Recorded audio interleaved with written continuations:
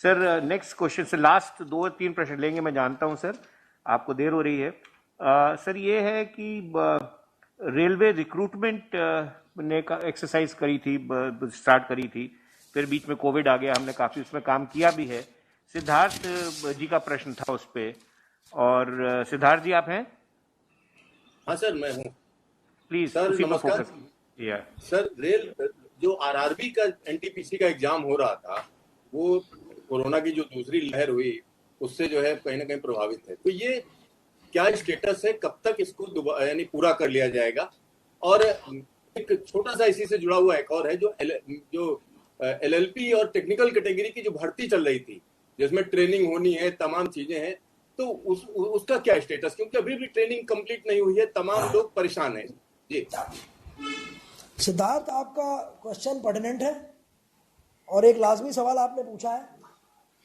As far as railway में हम अगर आप देखा जाए तो हमारे पास से जो हम लोगों ने अपने पोस्टों को भरने की प्रक्रिया शुरू की थी, इसमें कुछ एरियाज़ में कुछ हमारे जो सेंट्रल एडवर्टिजमेंट्स निकले थे उसके हिसाब से हम लोगों ने लास्ट ईयर ग्रुप डी की भर्ती की थी।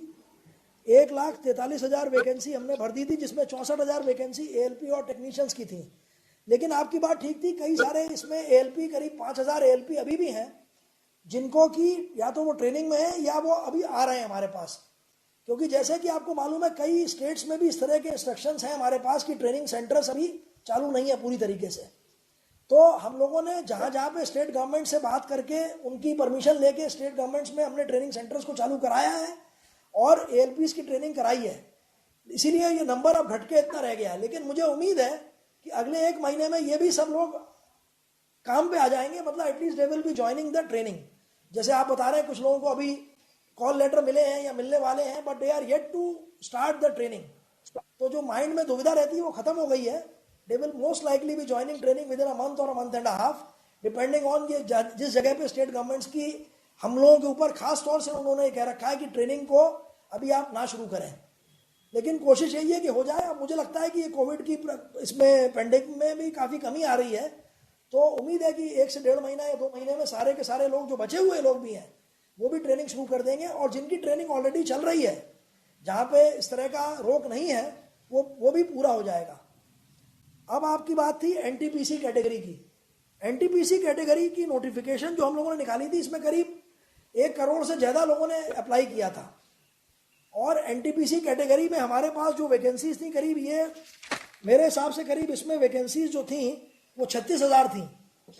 इसमें करीब करीब जो 1 करोड़ से भी ज़्यादा लोगों ने अप्लाई किया था, उसमें करीब करीब मैं कहता हूँ 1 करोड़ के ही करीब लोगों ने एग्जाम अपीयर हो चुके हैं 7 फेजेस में।